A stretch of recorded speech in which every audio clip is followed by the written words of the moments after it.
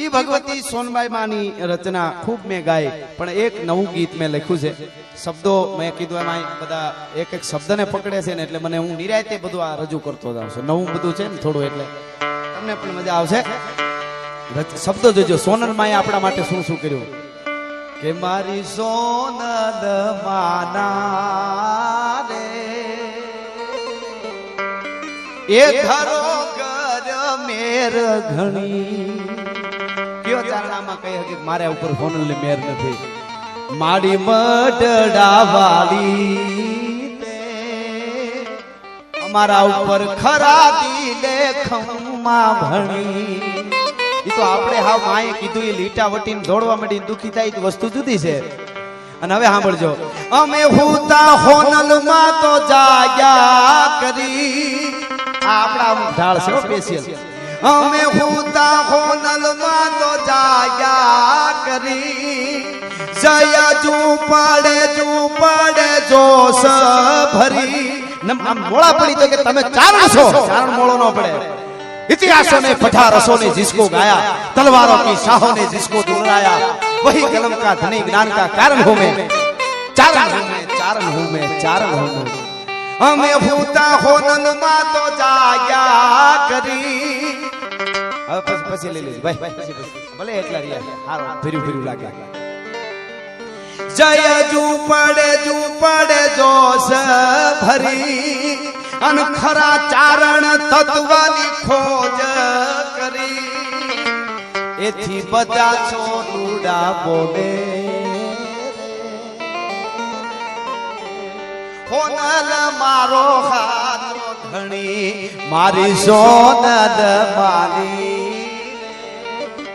ઘરો ઘર મેર ઘણી. અને હવે નીકળી સાંભળજો. તમે વાલપથી બીજ વાવ્યા ઘણા. બબે રાતું ત્રણ રાતું ઉજાગરા, દિવસ ને રાત ચારવાના નેહડે માં ભેળા રેવા વાળા મોટો રાખવા વાળા થાકી જાય. માં બે દી અહીં આરામ કરી લઈ તો. અરે બેટા આરામ તો આખી પછી કરીશું, પણ મારા ચારણ ને હજી મારા ચારણોને હું સુખી ન જોઉં ત્યાં સુધી મારાથી આરામ ન કરાય.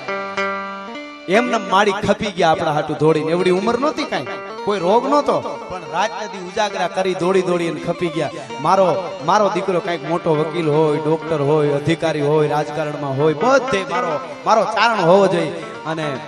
અને ઈ એવા દોડ્યા મારા તમારા માટે કે તમે વાલપથી બીજ વાવ્યા ઘણા. એ હોનલ આજે ખેતર અમે ફાટે લણ્યા. તારા ગુણો અમુથી નો જાય ગણ્યા.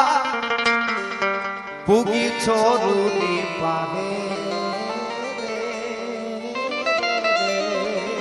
હે તારી એ પીડા હણી મારી સોનલ માની.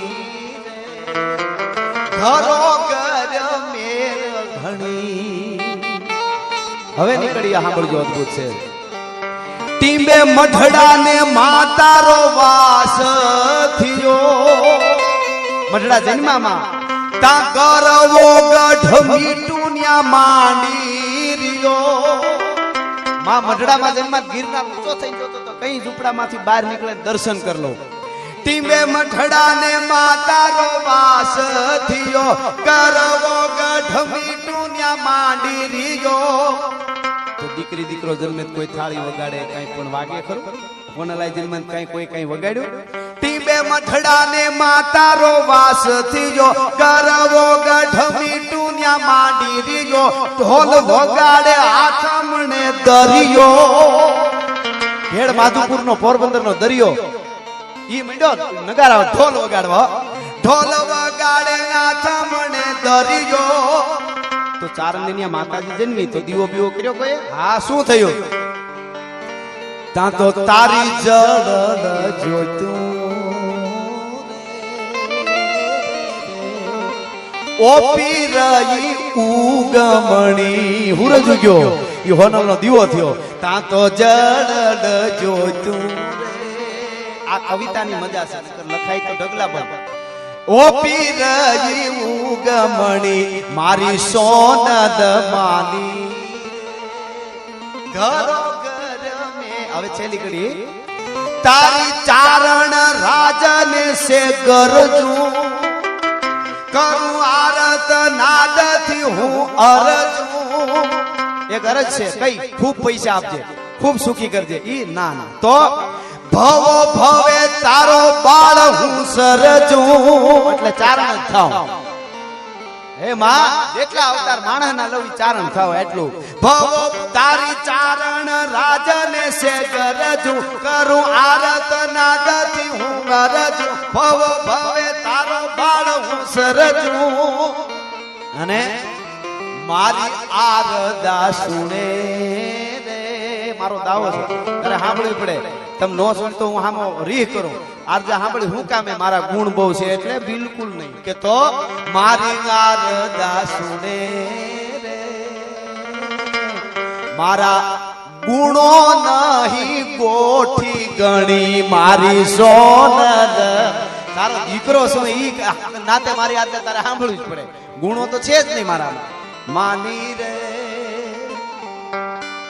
અમીર બાપુ રાણા બાપુ ને હોનબાઈ ને ત્યાં રોકાતા અને એ વાત તો આપને બધાને ખબર છે અને એવડી ભક્તિ કરી માને હોનબાઈ હરાકડિયા વાળા હોનલ ને બીજો અવતાર લેવો પડ્યો સીધો પણ હરાકડિયા વાળી હોનબાઈ જયારે ગીરના એક એવો મામલેદાર આવ્યો અને એમણે જે અત્યારની ભાષામાં જેને ટેક્સ કહેવાય એ મહવાડી વખતે લીધી અને હોનબાઈ માને જઈને બધાએ વાત કરી હરાકડિયા હોનબાઈ માને કેવી જોગમાયા તુલસીજામ થી મોટું રોહડું હરાકડિયા માન મીઠામાન માનું ને હતું ત્યારે હાલતી હતી હો જેટલી ભેહું હતી અને ઈ એના બધાય દૂધના ઘીના આવેડા ફેર્યા હોય દૂધના આવેડા એટલે ટીપણા ને ફાડા બે કરે એને કરીમાં આવેડા એને આવેડા કહે ઈ ફેર્યા હોય અને જાત્રાળુ છેઠ હતાધાર આમથી આવીને આડે તડથી જાય એ ત્યાંથી નીકળતા અને યાત્રા ધામ હોનબાઈ માનું હતું અને ભગત બાપુએ જ્યારે દર્શન કરવા ગયા અને હરાકડિયાના ટીમામાં આંટો માર્યો તો ડાલા મથો હાવ જ બેઠેલો પાસે વાસરું સરતા હતા પારું વાસરું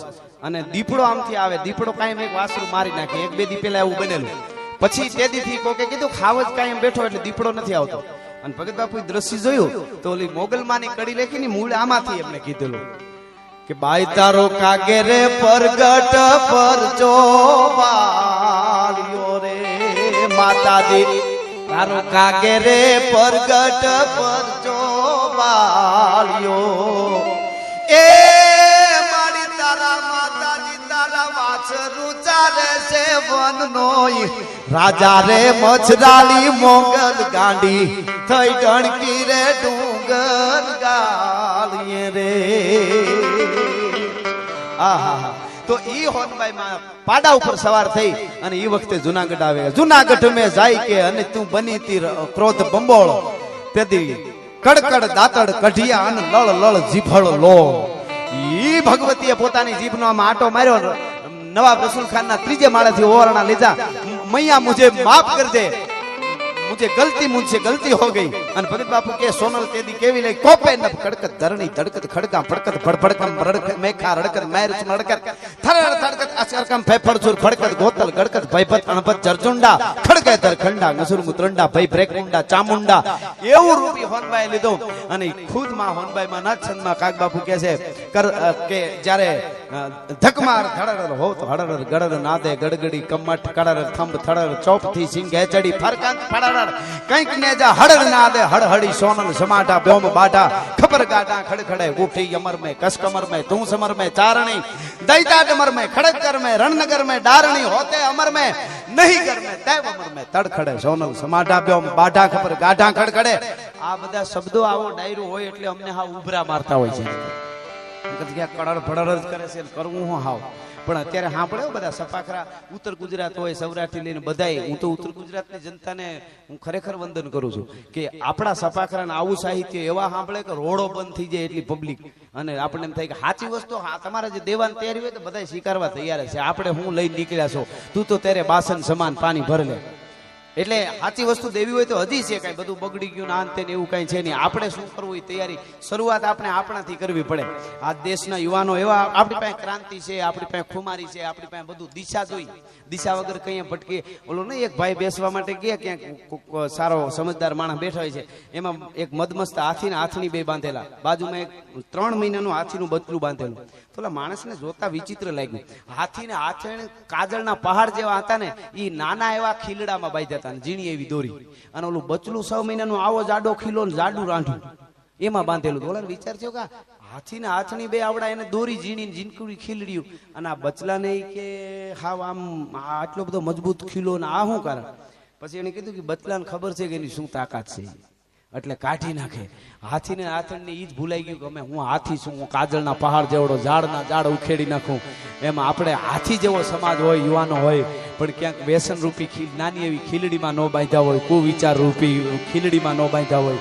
ઈ જોવું છે કે હું કોણ છું, હું દેશ માટે શું કરી શકું, મારાથી વિખવાદ ન કરે, મારાથી જ્ઞાતિવાદના ખોટી અફવાઓ ન ફેલાવાય.